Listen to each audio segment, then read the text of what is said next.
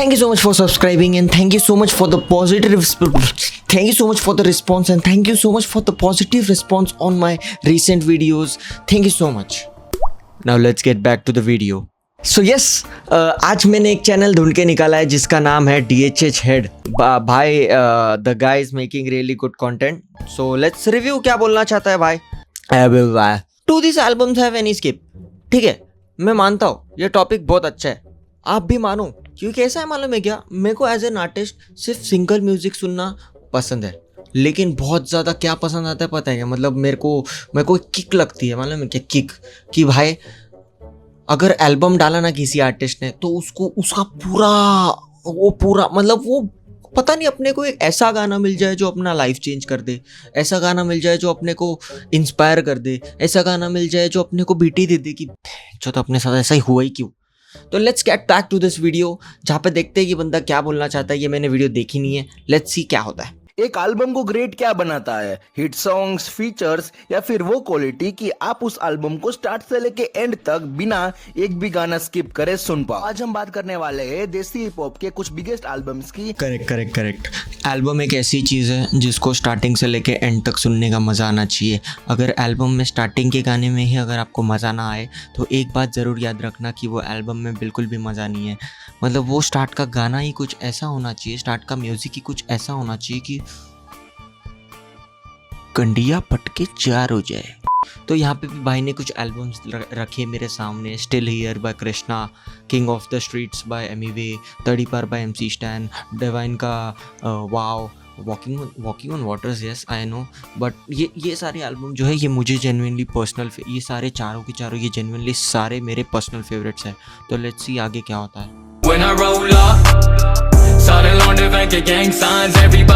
सबसे पहले बात करते हैं कृष्णा की एल्बम स्टिल हियर की। ऑनेस्टली जब ये एल्बम रिलीज हुई थी तब इसको काफी मिक्स रिस्पांस मिला था, क्योंकि काफी लोगों को एक स्टोरी लाइन ड्रिवन प्रोजेक्ट चाहिए था कृष्णा की तरफ से, बट यहाँ पे कृष्णा ने मोस्टली अपनी वर्सेटैलिटी को दिखा। और गाने की बात करें तो ट्रैक लिस्ट काफी सॉलिड है। इंट्रो से लेकर what's my name, role of villain and features like Ikka, Badshah, रफ्तार, कर्मा और रश्मित कौर आर इनसे। फिर हमको एग्रेसिव एंड लिरिकल कृष्णा भी देखने को मिल जाता है इन tracks like fall off and Sazaa e Maut. लेकिन मेरे लिए जो एल्बम का सबसे स्पेशल मोमेंट था वो था गाना ड्रीम, जहां शायद पहली बार कृष्णा ने अपनी स्टोरी स्टार्ट से लेके एंड तक इतनी डिटेल में बताई। साथ ही में नए टाइम एक मेलोडिक ट्रैप वाइब लेकर आता है। तो ओवरऑल एल्बम में ऑलमोस्ट, तो देखो स्टिल हियर एक ऐसा एल्बम है जो जेन्युइनली अगर भाई का जो ओपिनियन है वो मैं लेना चाहूँगा।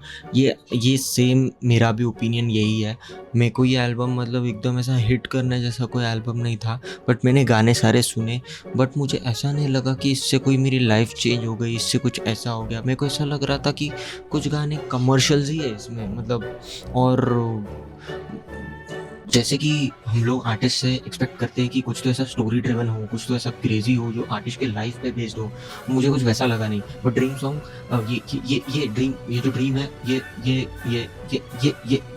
मैं क्यों स्टार्ट कर रहा हूँ, ये सही था।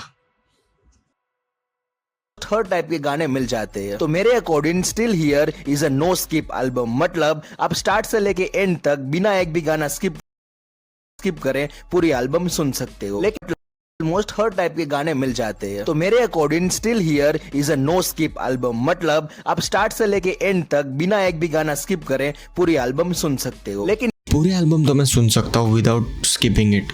ये तो मैं परफेक्ट, मतलब ये तो मैं सच में विदाउट स्किपिंग सुन सकता हूँ। म्यूजिक सब्जेक्टिव होता है, तो अगर आपको कोई भी ट्रैक स्किप लगता है तो कमेंट में मुझे जरूर बताना। Chords is one of my favourite भाई, chords is one of my favourite, क्योंकि उसमें हर एक गाना मेरे को पसंद है, हर एक गाना, क्योंकि एमिवे नोज उसकी ऑडियंस को क्या चाहिए। परफेक्ट टाइम पे वो वैसा स्विच करता है जैसे उसकी ऑडियंस को वो चाहिए। वो कभी ऐसा गायब नहीं हुआ सीन से, क्योंकि उसको पता है गायब नहीं होना चाहिए। पर अगर एमिवे गायब भी हो गया थी एक दो, जैसे स्टैन गायब हो गया, but I don't think so वो कभी रिलेवेंट होगा। तो फिर अब आते हैं एमिवे के album king of the streets पर, और ऑनेस्टली ये एल्बम मेरे लिए एक मिक्स्ड बैग है। इस एल्बम की एक चीज जो मुझे पसंद आई वो है इसका ओवरऑल स्टोरी लाइन और कंसेप्ट। एल्बम का डायरेक्शन काफी क्लियर था, लेकिन पर्सनली मुझे ऐसा लगता है कि कुछ गाने थोड़े मिसप्लेस फील होते हैं, जैसे मेहरबानी और क्या बोलती पब्लिक। इसका मतलब ये नहीं है कि वो खराब गाने हैं, बस जब पूरी एल्बम को एक एक्सपीरियंस की तरह सुनने बैठो तो वो फ्लो थोड़ा ब्रेक करते हैं। लेकिन दूसरे गाने like king of the Indian hip hop, rule number 1 2 3 और बेटा करता रैप आर इनसेन स्ट्रेट। ये फील क्यों कर पाता हूँ पता है कि उसके पीछे एक बैक स्टोरी है। मेरा पहला शो था और मैंने पहले शो के क्लिप्स दिखाए मम्मी को, और मम्मी ने मेरे पहले शो का बैनर जो है वो स्टेटस पे लगाया था, व्हाट्सएप स्टेटस पे। तो और उसी दिन मैं ये गाना सुनते सुनते ऑफिस जा रहा था। तुम लोग समझ सकते हो कि मेरे लिए कितना स्पेशल गाना है। अब 10 पे 10 है सारे गाने, पर अगर कोई मुझे पूछे कि क्या पूरी एल्बम स्टार्ट से लेके एंड तक एक भी गाना स्किप किए बिना तू सुनेगा, तो ऑनेस्टली मेरा आंसर नो होगा। और शायद इसका रीजन ये भी हो सकता है कि एल्बम में 15 गाने हैं और हर एक गाने को इक्वली अच्छा बनाना डिफिकल्ट होता है। तो मेरे according king of the streets has some skips, एक दो ही गाने हैं, ज्यादा नहीं। आपका क्या ओपिनियन है मुझे कमेंट में जरूर बताना। मेरा ओपिनियन ये है कि मेरे को ये जो एल्बम है ये विदाउट स्किप सुनने को ही पसंद है, क्योंकि इसमें बहुत सारे वैरायटी है जो मेरे को खुद को सुनने के लिए पसंद है। एज अ एमईवी ऑडियंस में वो अडॉप्ट करना चाहूँगा। अब बात करते हैं एक ऐसी एल्बम की जिसको देसी हिप हॉप के क्लासिक एल्बम में से काउंट किया जाता है, बयान। इस एल्बम की सबसे बड़ी ताकत इसका कोहेंसिवनेस है। ये album youth anxiety, middle class struggles और दिल्ली कल्चर को इतना नेचुरली कैप्चर करता है कि पूरा प्रोजेक्ट एक जर्नी जैसा फील होता है। और अगर प्रोडक्शन की बात करें तो भाई सेज ऑन द बीट ने जो काम किया है ऑनेस्टली टाइमलेस है। हार्ड हिटिंग बेस से लेकर सोलफुल सेक्शन तक ट्रांजिशन इतने स्मूथ है कि प्रोडक्शन खुद ही एक रिप्ले वैल्यू क्रिएट करता है। और हाँ, कुछ कैजुअल लिसनर्स इंट्रो या स्किट्स को स्किप कर देते हैं, लेकिन अगर आप एल्बम को उसके इंटेंडेड एक्सपीरियंस की तरह सुनते हो तो ये स्किट्स एक्चुअली कंसेप्ट का पार्ट है। अगर उसको स्किप कर दोगे तो पिक्चर ही इनकम्प्लीट हो जाएगी। तो मेरे according Bayaan is definitely a no skip album. आपका क्या ओपिनियन है मुझे कमेंट में जरूर बताना। नो स्किप एल्बम की तो बात ठीक है, बट मैंने बयान सुना नहीं है, पूरा एल्बम मैंने अभी तक सुना नहीं है, बट मैं सच्ची में ये सुनना चाहूँगा। एंड मैंने कुछ गाने सुने हैं, मैं ऐसा डिनाई नहीं करना चाहूँगा कि मैंने एल्बम ही स्किप कर दिया है, बट मैंने कुछ गाने सुने and it's good. And I think फ़िलहाल के लिए मैं ये एल्बम सुनना चाहूँगा, फिर डिसीजन लूँगा कि ये मेरे को स्किप करना चाहिए कि पूरा सुनना चाहिए।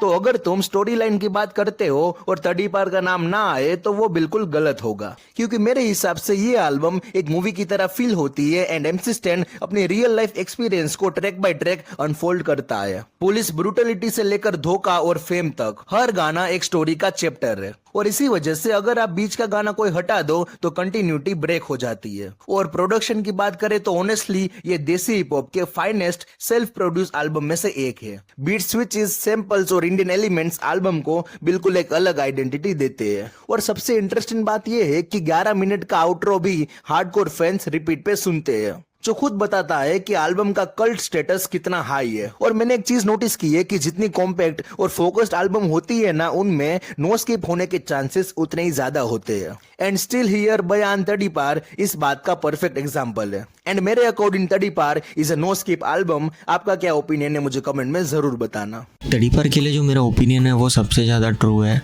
अब ये एल्बम मैंने आज तक कभी स्किप नहीं की।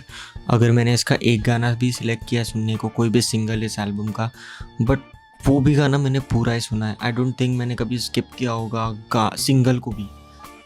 तो तुम इसको फ़ैन मोमेंट बोल सकते, तुम हम लोग इसको क्या बोल सकते हैं, फ़ैन बोल सकते। एज अ फ़ैन मैं उसको स्किप नहीं कर सकता कि एज अ लिसनर मेरे को ये बहुत अच्छा लगता है सुनने को, और ऐसी बहुत सारी चीज़ें जो लोग मुझे बोल सकते हैं, बट मैं इसको कभी स्किप नहीं करना चाहूँगा कि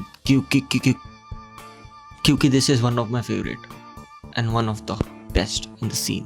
मुझे बनना था, बहुत बड़ा बनना था, भूख के लिए पानी और हाथ में जब पन्ना था, रात में था। अब आते हैं बाय।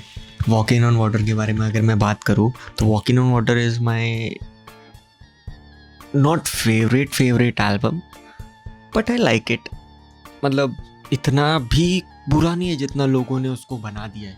मतलब लोगों ने उसको, मतलब मैं हनी सिंह का एल्बम सुनूं और डिवाइन का एल्बम सुनूं तो मेरे को डिवाइन के एल्बम से सच में कुछ सीखने मिलेगा, लेकिन हनी सिंह के एल्बम से मुझे क्या सीखने मिलेगा भाई। बट हनी सिंह के एल्बम में एक चीज़ है कि उसमें सारी चीज़ें एकदम ग्लोरीफाई करके दिखाते हैं, बट यहाँ तो वैसा नहीं है ना। Still it's connected to the streets. वो लोग नहीं समझ पाते, अभी लोग सिर्फ हेट के मोड में ही है। क्योंकि मेरे को ऐसा लगता है कि अगर किसी ने आप लोग के लिए रास्ता बनाया तो उसके लिए अगर आप लोग रास्ता ब्लॉक कर रहे हो तो you are a piece of a shit. इनके latest project walk in on water पर, और शायद ये लिस्ट का सबसे कंट्रोवर्शियल ओपिनियन हो सकता है, क्योंकि सोने के लिए एल्बम स्ट्रॉन्ग है, प्रोडक्शन क्वालिटी भी अच्छी है, बीट भी इंप्रेसिव है, लेकिन मेरे लिए दिक्कत एग्जीक्यूशन और कोहेंसिवनेस पे आती है। एल्बम कभी कभी ब्लोटेड फील कराती है एंड ओवरऑल एक्सपीरियंस मुझे उतना कंसिस्टेंट नहीं लगा जितना डिवाइन के प्रीवियस प्रोजेक्ट्स होते हैं, स्पेशली अगर आप कंपेयर करो पुण्य पाप से तो। और इसी वजह से पर्सनली मुझे एल्बम में कंप्लीट नो स्किप एक्सपीरियंस नहीं देती। पहली बात तो कभी भी किसी आर्टिस्ट को किसी आर्टिस्ट से कंपेयर नहीं करना चाहिए, क्योंकि ये जो आर्टिस्ट लाइन है यहाँ पे सबसे किसी को किसी से जेलेसी अगर है तो वो गलत है, लेकिन किसी को किसी से कंपेयर करना वो सबसे गलत चीज़ है। एज अ ऑडियंस किसी आर्टिस्ट को कभी किसी से जेलेसी नहीं रखनी चाहिए और ऑडियंस को किसी से कभी कंपैरिजन नहीं करना चाहिए। ये दो चीज़ें अगर अपन नहीं करेंगे ना तो अपन सच्ची में बहुत आगे निकल जाएंगे, क्योंकि बहुत लोग आगे निकल चुके हैं। तुम पीछे खड़े हो, तुम्हारे पीछे कोई नहीं है, मतलब तुम पीछे ही हो बहुत ज़्यादा, तो आगे निकल जाओ, आगे बढ़ो इस चीज़ से। But as a audience I know थोड़ा मसाला तो लगेगा ही सुनने के लिए, तो इट्स नॉर्मल। भाई की जो ओपिनियन है वो मेरे को आई रिस्पेक्ट एवरीवन्स ओपिनियन भाई, और मेरे को ये चाहिए कि आप मेरे ओपिनियन को रिस्पेक्ट करो। Walking on water is one of the album I liked it. तो उसमें गाना है ड्रामा, वो सुन के तो मैं रो ही दिया था भाई। तो उसकी वजह से तुम लोग समझ सकते हो कि इसका इम्पैक्ट कैसे हो सकता है मेरे लाइफ पे भी। तो ये वीडियो जेन्युइनली अच्छा है, आई लाइक्ड इट।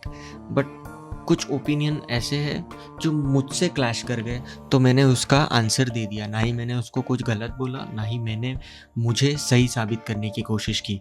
तो yes, thank you so much for watching. यहाँ तक देखने के लिए बहुत बहुत शुक्रिया। अगर आप लोग भी ऐसे हिप हॉप DHH कंटेंट पे कुछ नया कंट्रोवर्शियल रिव्यूज़ सुनना चाहते हो तो मुझे ज़रूर सब्सक्राइब करना, और मैं 3-4 बार वीडियो में आते रहूँगा सब्सक्राइब बोलने के लिए, तो उसके लिए सॉरी, क्योंकि I need it one time.